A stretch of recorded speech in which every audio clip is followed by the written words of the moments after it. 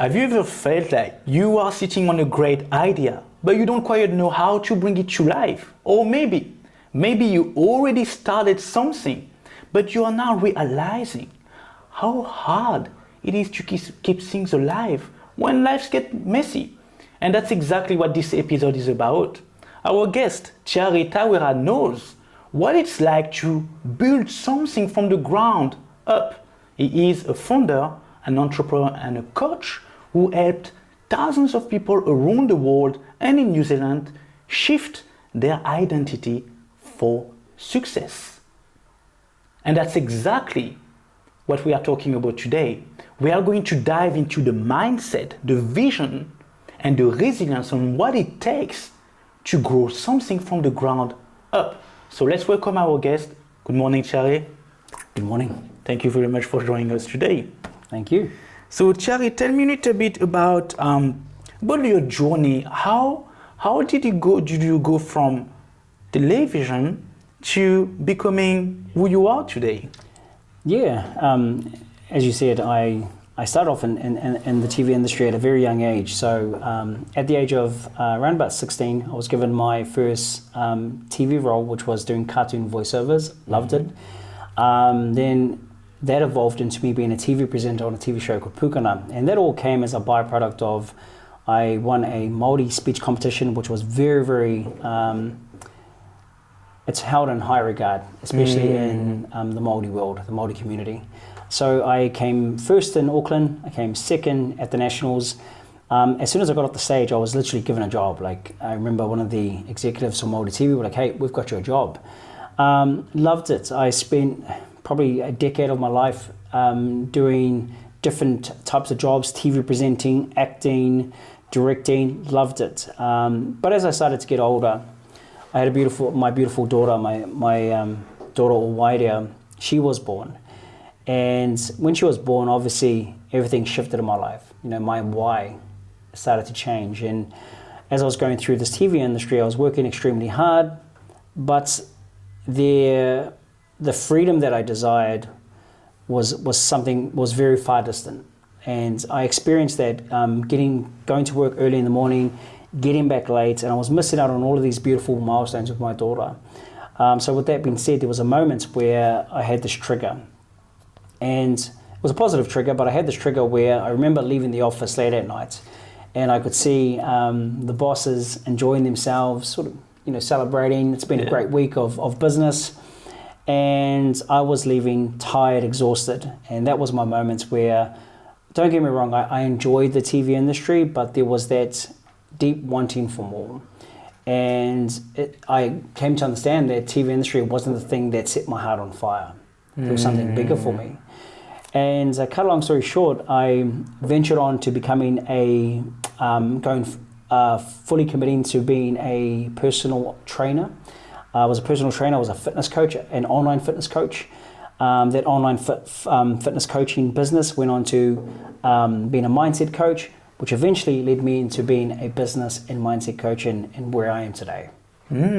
That's very interesting. But what sort of skills? So I understand, like the 9 to 5, it can be challenging, right? I think for many people, and actually many people right now are kind of like aiming to kind of like do something else, because there's much more to life than just having a 9 to 5, right? Yeah.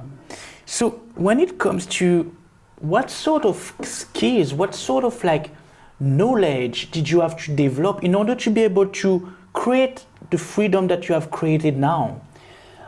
Let's start with let's go back to when I was a kid. A big skill set that I needed to develop was actually speaking English confidently. So English wasn't my first language. Oh. I actually didn't learn to speak English until I was 11, 12 years of age. Mm-hmm. And I want to quickly share a story about when I was 11, 12 years of age, I went through this traumatic moment. And I remember up until then I had been going to Māori school, Māori kohanga, everything was in the full Māori language. And then my mum sent me to intermediate. So this is my first opportunity to be around kids that spoke English and actually learn to speak English. And there was this one moment in class, and I was sitting with the class, and I remember we were asked to write something, and I turned to the boy on my right and I said, "Hey, how do you spell happy? And he laughed, and the whole class erupted into laughter. And that traumatized me. And from, many other people and by the way, from that moment, I was scared to speak English. So that became my internal narrative. That became my story. And even as I grew up, I went into the TV industry. I started, but you've got to understand, that was all in Te Reo Māori. That's me speaking Māori. So that's why I can speak Māori in front of the camera. It's easy. But the moment I pivoted and I started getting into the business world, I started to clearly understand that in order for me to articulate my message to the people that I want to serve, I've got to be able to speak English confidently. And so that was probably a big skill set for me. It was just practicing, being confident with myself, because there were moments where I will jump on Facebook Live and I'll literally start stuttering because I had that story in the back of my mind that, you're going to get mocked. People are going to say this about you. Are you saying the right words? So that trauma, it played a significant role in sort of sabotaging myself. But I overcame that by changing that internal story. And I said that rather than going through life and saying, hey, this is my nature. I grew up and Te Reo Māori was my only language, and that's my nature. I'm just going to abide by this, for the rest of my life. Instead of doing that, I decided to nurture myself. I was like, you know what? I can get better at this. I can learn this skill set. And so over time, it didn't happen overnight. And by the way, I still have moments where I'm like, is that even an English word? But through consistency, being persistent and practicing, just literally pushing that record button, speaking live, doing that consistently, it built my confidence up. And then over time, I was able to articulate my message to the right people. As I started to navigate more into, so fitness was quite easy for me. I transformed my body. I was able to work with over 3,600 online clients with my first business, which was called Tiare Tawera Fitness. That was great, but once again, with Tiare Tawera Fitness, it felt like I was being a disservice to people, because what was happening is people were losing weight, but then when they would leave me, they would put all the weight back on. And so that had me thinking, like, why do people lose weight when they're with me and then put all the weight back on when they're not with me? That's what led me down the track of identity shifting. I started to understand the reason why they put on the weight is because they didn't believe themselves that type of person. So because they didn't believe themselves that type of person, they would put on the weight, because that's not who they are at the core. Just to cut a long story short, that's what led me into studying more about identity shifting, working with identity shifting and mindset coaches, studying the subconscious mind. And I think all of that skill set is what allowed me to accumulate all of that knowledge and to be able to articulate to the right people that I want to serve and help them shift who they are within themselves. And how did you manage to, coming from a 9-to-5 job, I would say, to launching or growing, starting your business, how did you commit that time to kind of like build the business on the side? Yeah, I think going back to Tiare Tawera Fitness. So when I had Tiare Tawera Fitness, I was also working the 9-to-5 job as a TV presenter. Okay. So my lunch breaks, I was working on the business. When I got home, I was working on my business for the last 4 or 5 hours of my day. I think what most people fail to understand is that if you want something, you've got to want it bad enough. And I think that's a mindset that I've always lived by. And I said, most people say, I don't have time to do that. Well, make time. If you really want it, you'll make time. So for myself, there were moments in my lunch break when I'm still at work, I could bring up the laptop and work on my business. The same thing, there are 3-4 hours after my work. Yes, I may be tired. I can dedicate to that business. But having them work together, it was quite easy when I was just doing nutrition and nutrition plans and training plans. But I think going back to my story at the start, the moments I experienced that, went through that moment when I was like, hey, it's time for me to change. I need to find something that sets my heart on fire. The TV industry is not it. It's not going to get me to that freedom. I literally burnt the ships. Yeah. And this is something very important for most entrepreneurs. I burnt the ships because I had confidence in myself. I had confidence in my vision. But there's also a significant lesson that I learned in burning the ships. It wasn't all hunky-dory. It wasn't all rainbows and butterflies. I went through a lot of challenges, which we could potentially talk about as well. But Yeah, I think for me it was just having that confidence within myself and my vision and going, oh, we're going all in, we're going to do this. So when you say burn the ship, what does that mean? Yeah, burning the ships for me was I left my 9-to-5 job. I turned down TV contracts and I said, this is, I'm going to pursue this and I'm going to go all in. So for me, burning the ships was I enjoyed my time in the TV industry for a decade more, but I'm going to double down on the thing that sets my heart on fire. And this vision, I may not see the full picture, but I know in due time, if I just keep taking one step forward and moving in the direction of that vision, I'm going to get there. But there are going to be many lessons that I'm going to experience through this journey. But why? Why did you decide? What's the reason? Why did you want life to be different and shifting? Yeah, the biggest reason why I wanted to shift is in order for me to experience a different life of freedom, I've got to be someone different. And the TV industry was keeping me trapped in who I used to be. And I think that's, for me, staying in the TV industry, it's like a safety net. It's like, if I have that safety net, I can just do a little bit here and there to the business. But the moment I burnt the ships, I literally it was this or nothing. And so with that energy, with that mindset, it drove me to want to give this my everything, to learn the different skill sets, to learn the knowledge that I needed that was going to help me get my business to where it is today. Nice. And what is one of the time that you overcame during your journey to where you are now? What is a time that you overcame self-sabotaging? I'll say this, there have been many moments of self-sabotage, but I want to share one thing particular. It wasn't until I burnt the ships and I fully committed to being a mindset and business coach. The fitness industry coaching was quite easy for me. Back then I used to be a bodybuilder, so it was easy for me to sell that service, to be that identity and portray that service and sell that service. So that was easy. But when I shifted into being a business and mindset coach, that's when my biggest traumas began to manifest itself. So quick story. When I was a kid, money was hard to make. I grew up in a lot of financial trauma. Mum and dad would have arguments about money. When mum and dad ended up splitting, and so there was a lot of negativity around money. And as I started I stuck with mum and going through our journey together. If we had Weet-Bix for dinner, that was a good night for us. So there were moments where we had no food, and that was normal. Going to school and asking kids for lunch was so normal. That was my normal way of living. And so that trauma, that internal story of money is hard to make, it played a significant role when I took that leap of faith in wanting to become a business and mindset coach. That's when it all manifested itself. So what do I mean by this? Is when I started to scale the business, I wanted to grow the business, I wanted to work with people. I'll give you an example. I went through nearly an entire year of making no sales. And it goes back to 2017, 2018. And it was one of the hardest times because my fiance had just moved here to be with me from Australia. We had our 2 girls with us. It was Christmas Day and I had no money.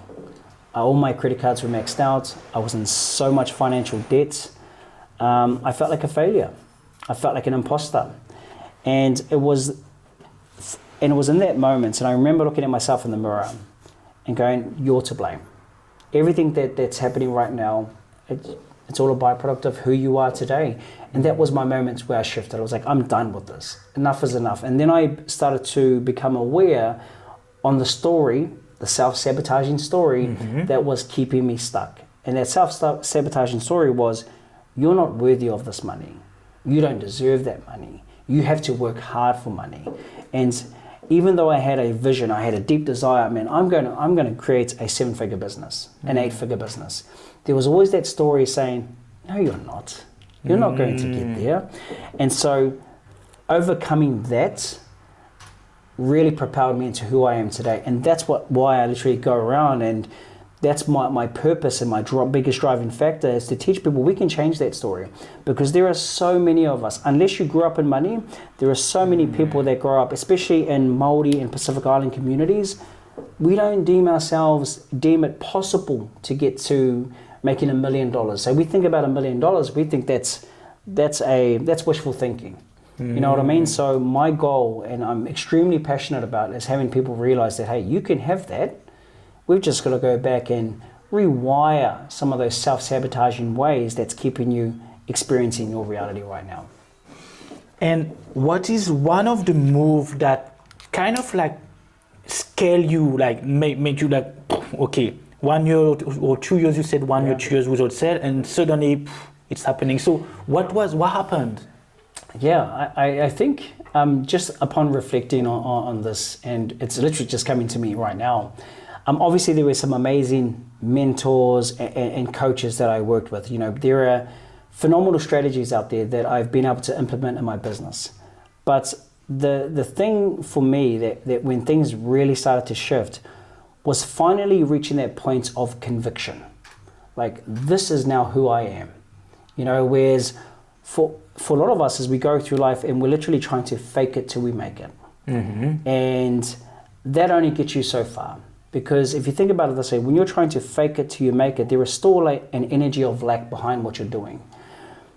But I remember, and it feels like it was yesterday, but I remember there was a moment where I made my first, I think it was my first ever $30,000 a month or $20,000 a month. For me, that was significant.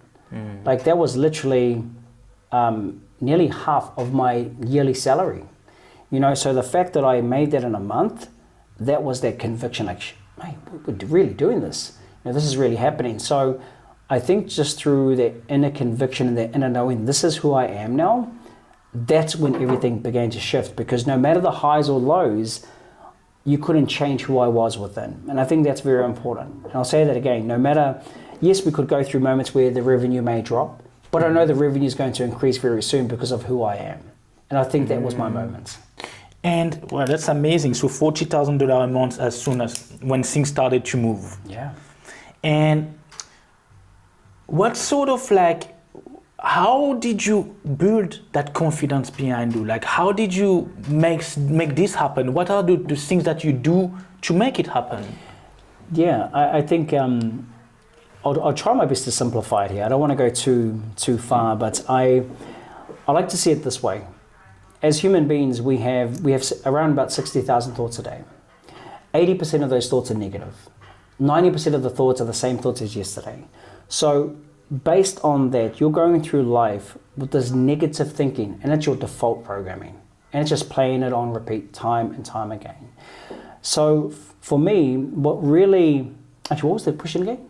Sorry, let me just revisit that question. Pardon? What was the question again, sorry? So what sort of like, what did you do behind the scene in order to build that confidence and the person that you are now? Cool. The biggest thing that really allowed me to build confidence, and I think, and here's the thing, confidence is something that we must build within ourselves. So for me, as I was going throughout my journey, going back to this example, but we have 60,000 thoughts a day. 80% of those thoughts are negative, and 90% of those thoughts are the exact same thoughts as yesterday. So with that being said, there is this default programming that's literally playing on repeat every single day. So what I did instead, and this is what I teach my clients, is the power of confirmation. So let's say you set a goal. My goal is to get 10 new clients this month, right? Let's say that's your goal. Mm-hmm. Now, most of the time, it's automatic for us to think of the negative thoughts because that's how we're wired.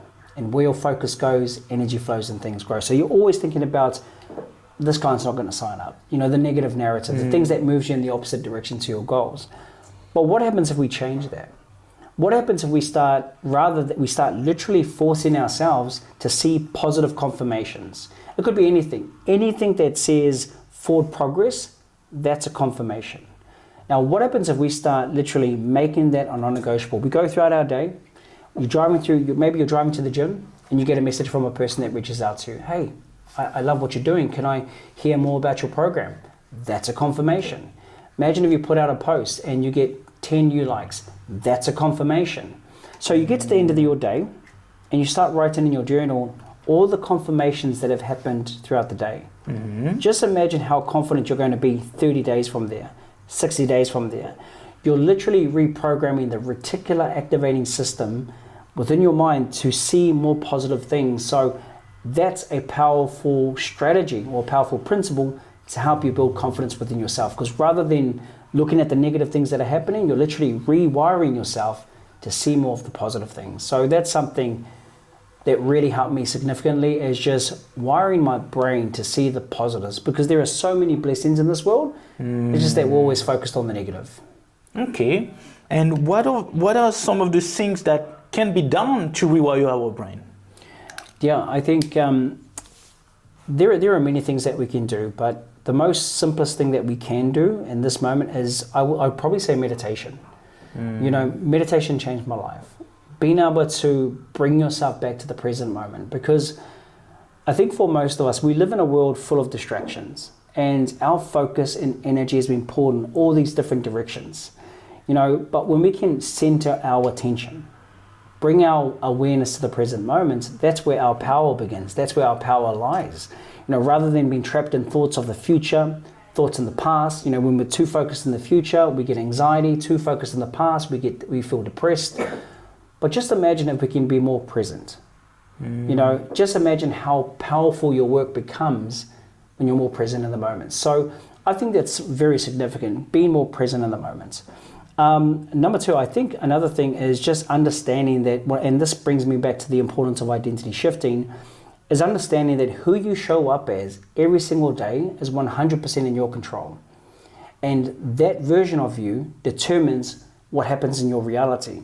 So if you can literally get clear on the version of you that is in alignment with your goals, and embody and choosing to be that version every moment of the day, think about it.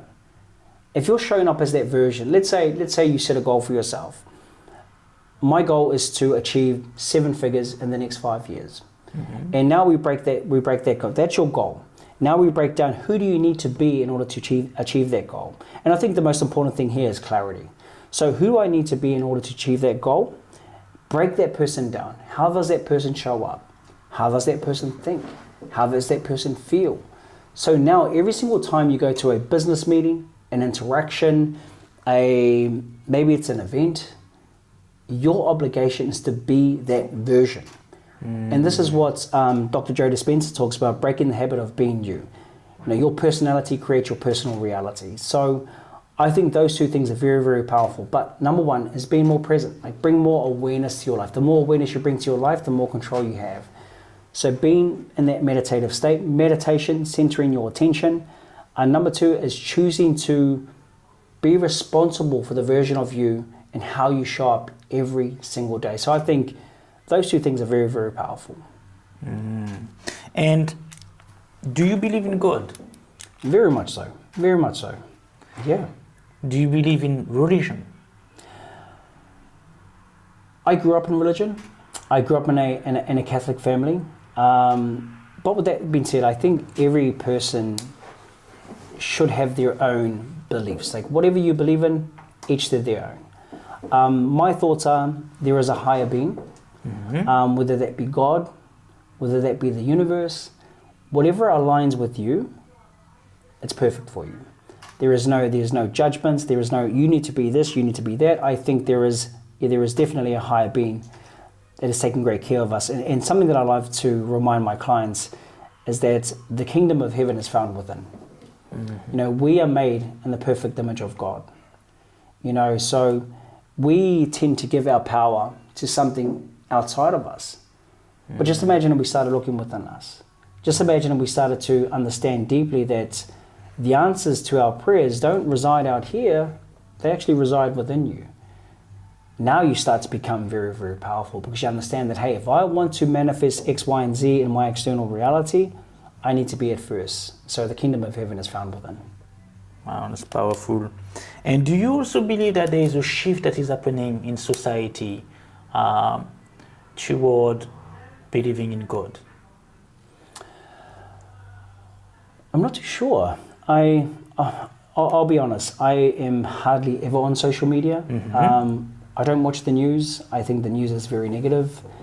I don't like to be bombarded with notifications and social media, because once again, I think there is a narrative that's trying to control society. So if I can control my own belief systems and what I feed my mind, once again, I become more powerful in this world. So I'm not too sure. Like, what are your thoughts?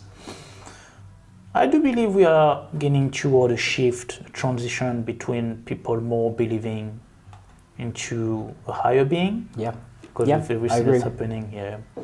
So yeah, and another question that I have as well is, when it comes to, let's say someone decide to work with you, to be like, okay, cool, so I would like to work with you.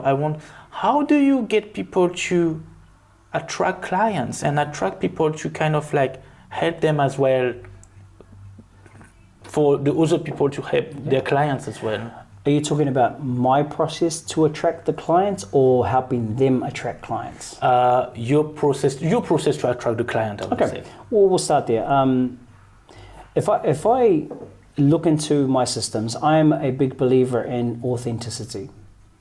That is our greatest power in this world. And I think the unfortunate thing is that you look on social media, there's a lot of fakery, and that energy can be felt. Like if you're, like, as an example, let's say a person is writing a post, but they've gone to ChatGPT and they say, hey, write me a post about law of attraction and sales, and then it spits out something. Mm-hmm. And then they copy and paste that. Your ideal client is going to feel that, because it's not you. It's not the right energy. Most of the time, people are putting that type of post out from a place of desperation, a place of fear. Now, if you're putting out content that's not authentically you, you're literally pushing the very people that you want to serve away from you.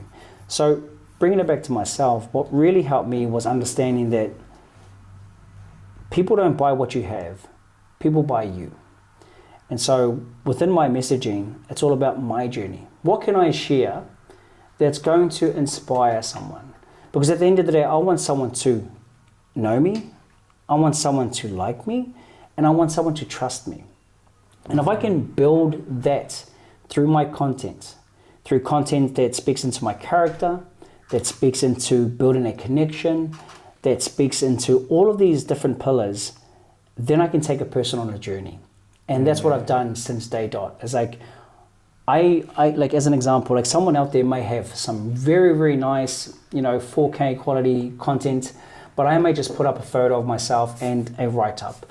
My intention is, what can I say that's going to inspire someone out there? What can I say that's going to help someone that's going through a challenging moment in business?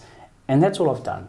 And I think by taking a person on this journey of, and you're a prime example, you've read my content, and you after a while, through maybe it's the 5th, maybe it's the 10th bit of content, you start to resonate with it. It's like, man, that's me. He's talking to me. I want to reach out to this person. If you look at my posts as well, I'm not always constantly driving sales. And I think that's another mistake, is that we are too salesy. Buy my product, right? But just imagine if I can take a person on a journey, I could build that rapport, and then eventually that person reaches out to me. Most of the time, people reach out to me. Or secondly, I could reach out to them, hey, we've got these free resources. Would you like these free resources? And then I can engage with them through email. So that's basically all I've done, is understanding, once again, bringing it back to the first thing I said, authenticity is your superpower. Speak from that authentic place. Speak your truth, because there are many people out there that need to hear what you have to say. And if you can articulate, the story of the challenges that you've overcome, building connection with them, if you can articulate what got you to that point of success, what was your blueprint, now people are going to go, man, I really trust this person. They also have testimonials. They also have the results.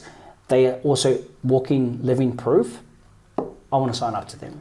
And that's all I've done. And that's been the power. I've been able to organically grow my business to $60,000, $80,000 months organically before we started doing Facebook marketing. Organically? Organically. That's amazing. Yeah. Wow. So when you say just earlier, you said, look, I don't use much social media. So tell me a little bit about that, because there's a different way of using social media. How do you use social media, and how do you recommend Or would you say people maybe should not use social media?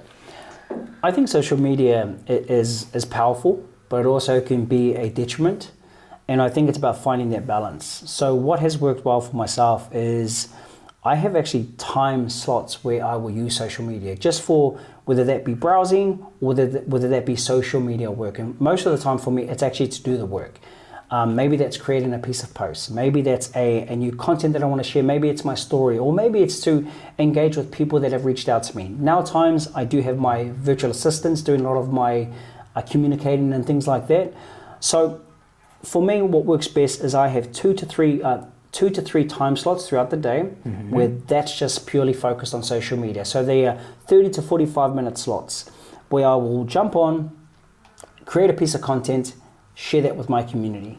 And for me, that's once again, it allows me to operate within my power, because, and I love believing, and this is something that I always remind myself and I say to my clients, we live in a world full of distractions. The one who can master their focus in a world full of distractions will inevitably become successful. So rather than my energy being pulled in all of these different directions, which is what happens on social media, imagine if I can be that one person that has it dialed in. Imagine if I can wire myself for deep focus. You can't wire yourself for deep focus if you're always on these social media platforms. Another way I like to think of it as well is, let's say every single day we have 100% of we have this thing called creative magnetic energy.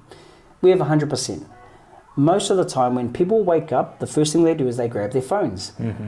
So the moment you grab your phone, you're already in a deficit of 30% of that creative magnetic energy. So you're starting your day at 70, 60%.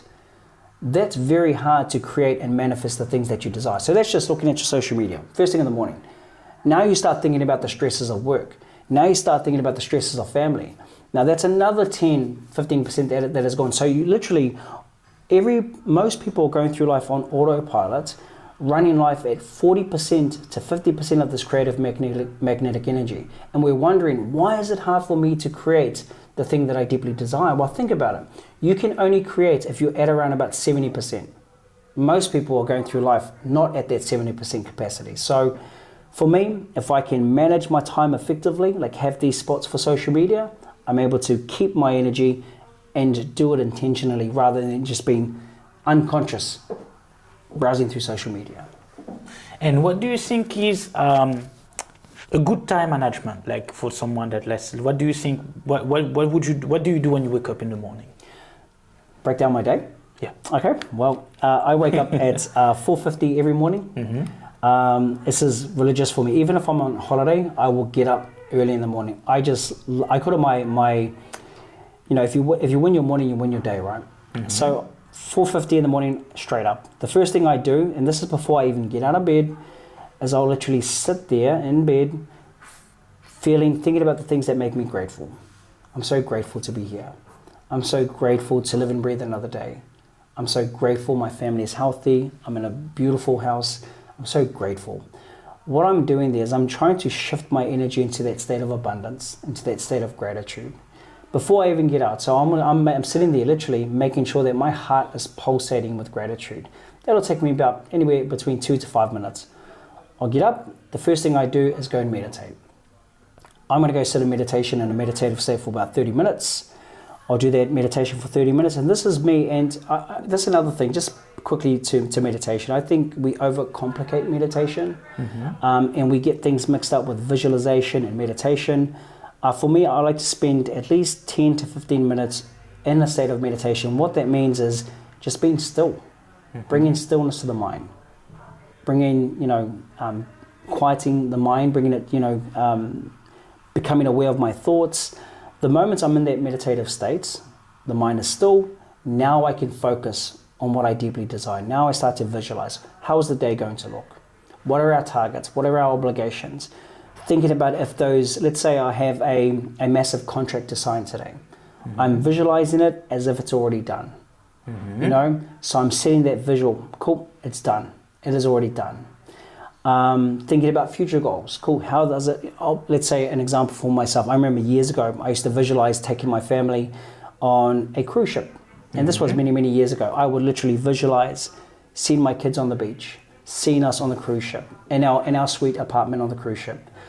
So I would visualize that, my future goals. I would put myself there as if I'm experiencing it fully. I can see them, I can smell it, I can, everything. So that's what I'll do for 30 minutes, is meditation and visualization. After that, I'll go into journaling. I'll start journaling and setting my intentions for the day. What are my goals, future goals, etc. That's another 10, 15 minutes. After that, I literally go into stretching. I am a huge person for stretching. Just so I'll do about maybe 20 to 30 minutes in stretching. After that, I'll go do cardio. So this is just to get the body moving. I'll do cardio. We've got a treadmill at home.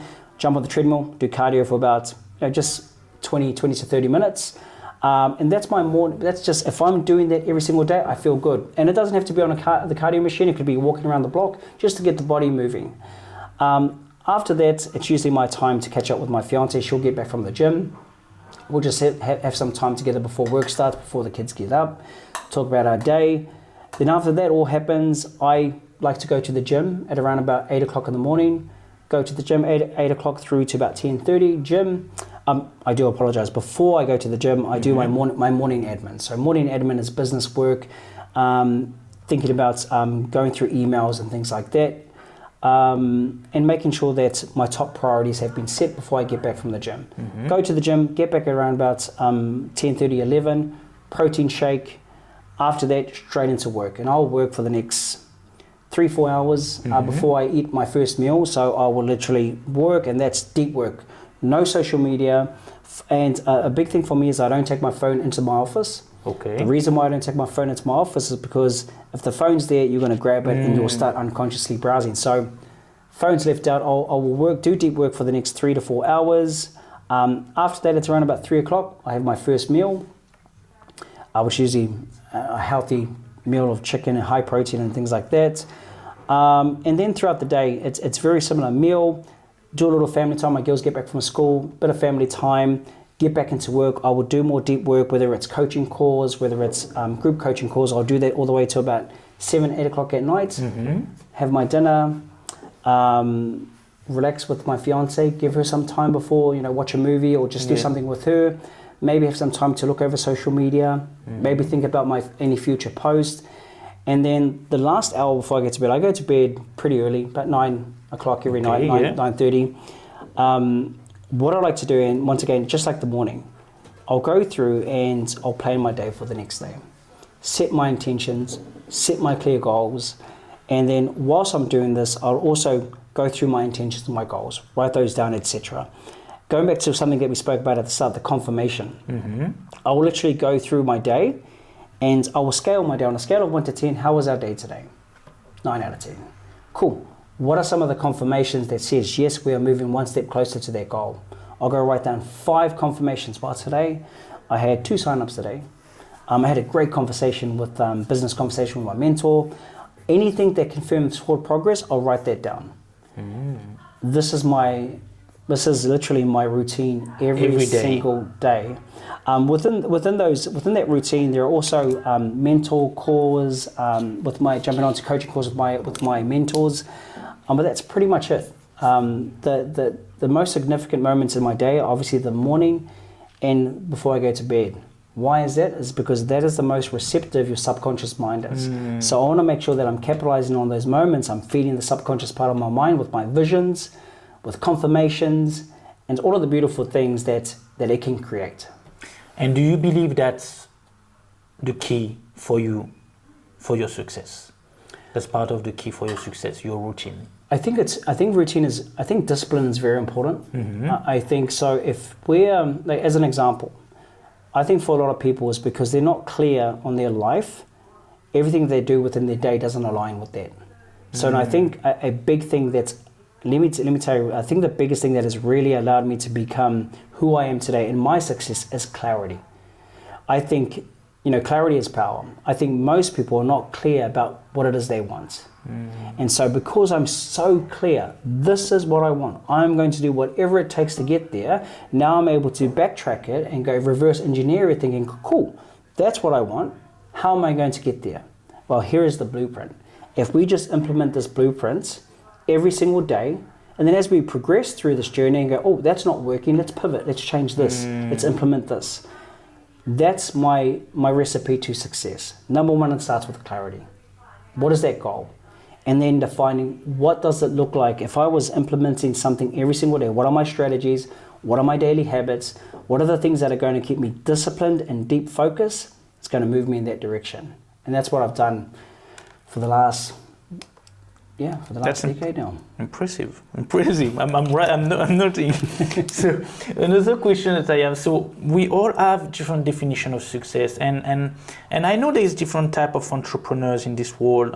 Some of those entrepreneurs make a lot of money, but are highly stressed or highly. And I know many of them actually. And what is for you the definition of success? I love that question, and I think each and every individual has to, once again, gain that clarity on what that definition is for themselves, because we all have a different definition of success. I think when I was initially growing up and becoming an entrepreneur, my definition of success was, I just want to make a boatload of money. Because for me, I thought that was successful. And I think it goes back to my story, because I didn't grow up in money. But after a while, that story became detriment, and we've already spoken about that. But I think now my definition of success, it all comes back to my why. You know, I want to make sure that I am the best version of myself every single day, however that looks. And, you know, I break my life down into pillars: health, wealth, love, and happiness. And I want to make sure that all of those pillars are 100% fulfilled. I'm ticking them off. I'm giving my best to all of those pillars: my health, my wealth, my love, and, you know, my happiness with my family. And I think if all of those things are ticked off every single day, I'm a happy man. And so once again, when it comes to those pillars, it's about defining, like, what does that look like for you? Like, for me, when it came to money, it was about being in a position where I was in a state of financial freedom. I don't want to be living that experience when I was Christmas Day, couldn't buy my kids presents, felt like a failure, felt like an imposter. I don't want to do that again. So what is going to allow me that freedom to do whatever I want with my kids? If we want to go to a vacation, we can go today. If they need something for school, we can get it right now. We don't have to worry, we don't have to stress. So going back to that wealth pillar, that was a big goal for myself. As a cool, looking at that wealth pillar, cool, what is going to allow me that happiness? Cool, I want to make sure that we're financially free. So what are the things that are going to get us there? The same with my health pillar. What am I doing every single day that's going to ensure my longevity for my kids, and putting that first, and then and everything else will follow. So my definition of success really is, I think it really comes down to being the best version of myself in all of those pillars: health, wealth, love, and happiness. Amazing. And what is one question that entrepreneurs, people that are actually aiming to achieve that type of success, should ask themselves in order to be able to kind of like create that alignment, create that freedom? I think the biggest question that we should always ask ourselves, and it brings me back to this way of thinking. We live in a world that we live with a destination mindset. Like, when I get to that success, then I'm going to be happy. When I get my business to here, then I'm going to feel confident. When you're always living with a destination mindset, you're never going to find true happiness. So I think for myself, it's just really asking yourself, who do I need to be and who do I need to become in order to achieve my best life? Because everything externally is a byproduct of who you are internally. So think about it. The achievement of your goal is not the ultimate thing. The achievement of the goal is who you become in the process. So when you're asking yourself that right there, who do I need to become? I think that is one powerful question that will change your world, because everything externally is a byproduct of who you are being every single day. Wow. And when it comes to, can you give me give me some benefits of being a business and mindset coach? What sort of benefit do you get with this type of entrepreneurship journey? Yeah. I think the biggest benefit that I get, well, and I'm just talking personally, is I love helping people. I get like emotional just thinking about it. There is something beautiful about just seeing people win. I love when, like, it feels like I've won the lotto every single day when I get a message from a client. Coach, I had my first $2,000 week. Coach, I had my first $40,000 month. Coach, I've had 7 figures this year. I love that stuff, and for me, that's my biggest motivating factor and why I love being a business and mindset coach. And most importantly, a mindset coach, is because you also know the internal journey that they've gone through. You've helped them through the ups and downs. And most of the people that I work with, they have the strategies, they have the tactics, they've been working extremely hard, but what's stopping them is they have a self problem. Your business will only go as far as the operator running the business.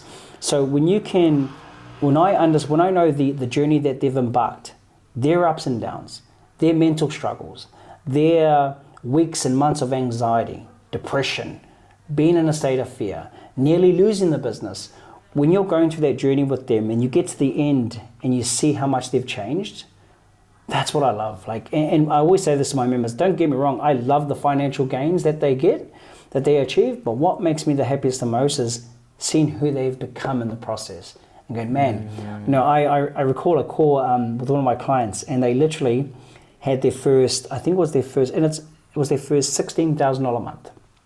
And I jumped on the call with them, and I was so inspired, and I was just so proud of them, because I remember when the first ever call I had with them, they were fearful to invest in themselves. They didn't believe in their worth. They didn't believe that they could charge high ticket prices for their services. Mm-hmm. And to see them now, and you look on their social media and how confident they are, how they present themselves, how they show up, that's what sets my heart on fire, man. Because you know that, and there are some parents that I work with, I'm like, I know that what you're learning right now is also going to be passed on to your kids. Mm. And so we're literally making the world a better place, and that's what I love the most.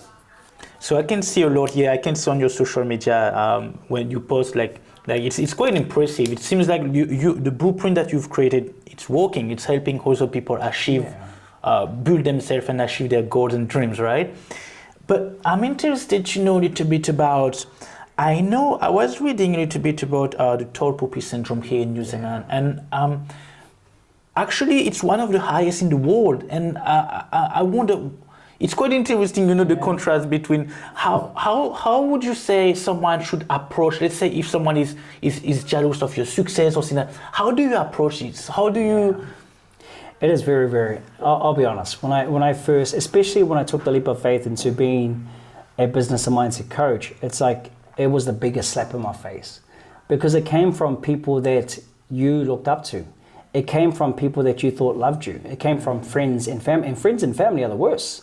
It's like, I'll give you an example about this tall poppy syndrome, and which I can't stand, because at the end of the day, why aren't we celebrating people? Like, if you're doing really well, let's celebrate you. You deserve it. You worked hard to get there. It's not like that here in Aotearoa. And I learned that, I felt that first, it was a big experience in my life, but I remember there was a moment where I shared one of my first wins, and I was very proud of it. I got to my first $20,000 month, and I was like, man, I'm so happy. I want to share this. I want to celebrate this. I put it out, and in that moment, I felt the anxiety, and I knew, I was like, oh, why am I feeling anxious? Why do I feel anxious putting out this post? It comes back to that tall poppy syndrome. It's just been ingrained into us. So I go put this post out.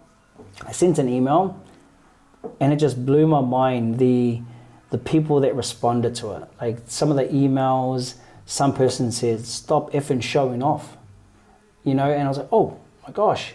People like, he's rubbish, this is fake, And it was just, it really just, it blew my mind to know that it is real. And I think that was and it was quite difficult at the time, because as a Māori, you're trying to find your place in this world. I'm trying to prove to myself that I'm worthy of this, and then I go and celebrate something, and it's like a big slap in the face. So I understand that. Like, there are many, many people, especially here in New Zealand, that go through this.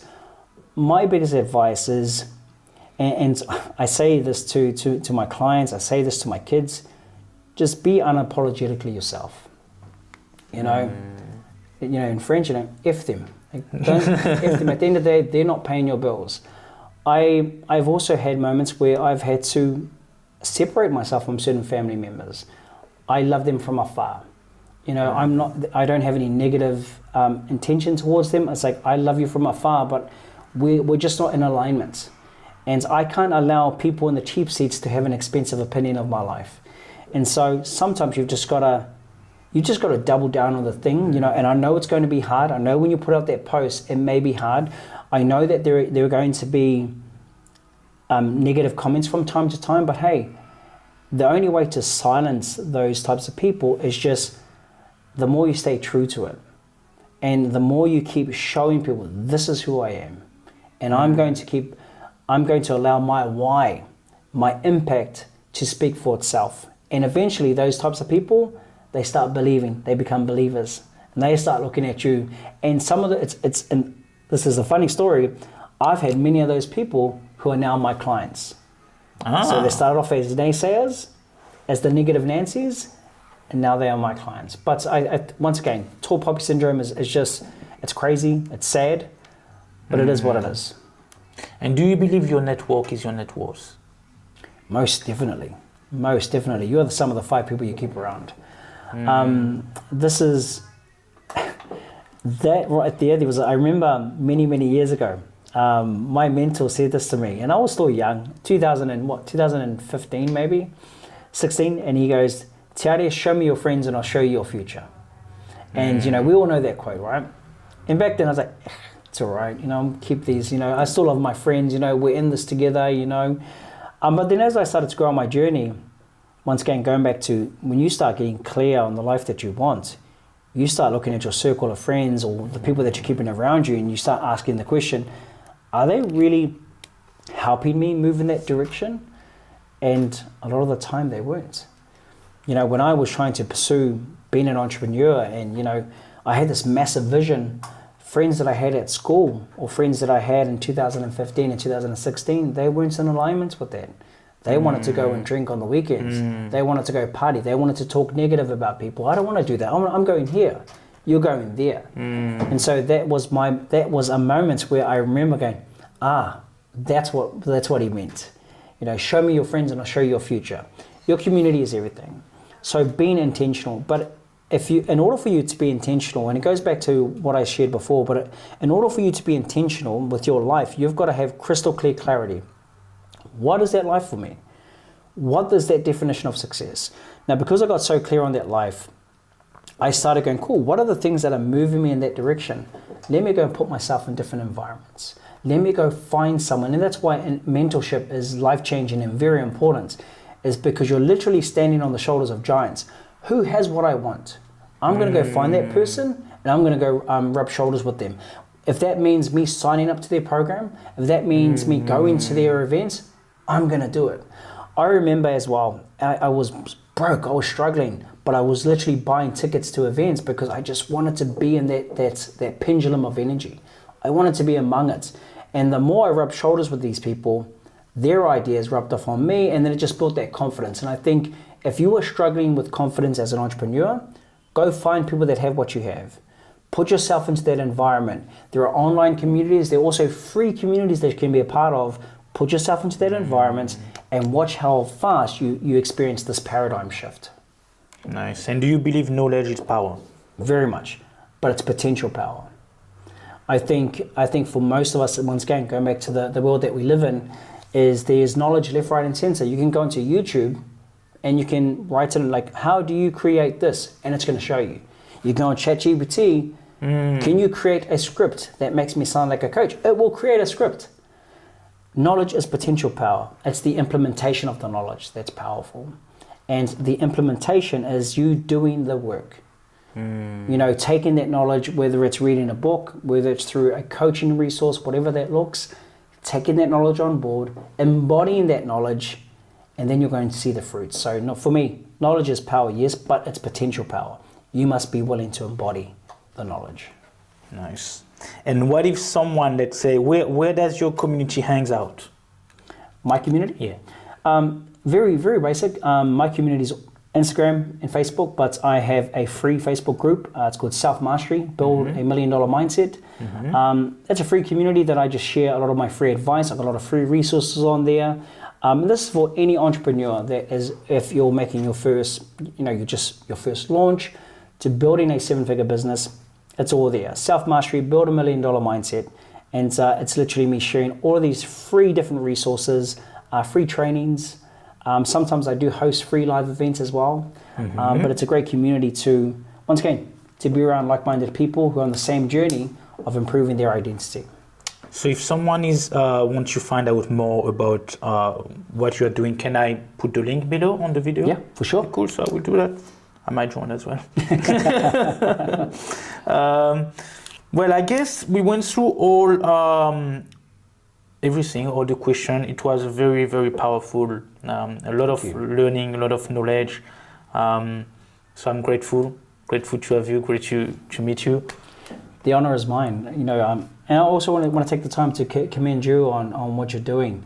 The Founders Formula. I think this is such an amazing opportunity to be able to share knowledge to those who are taking that leap of faith. As we spoke about today, you're going to go through a lot of trials and tribulations, and the fact that you're giving them hope, Platform, yeah. and a platform to understand that I can do that. And there are going to be some amazing people that come through this, and it's all thanks to you and your vision. So thank you for the opportunity of a lifetime. Thank you, Tiare.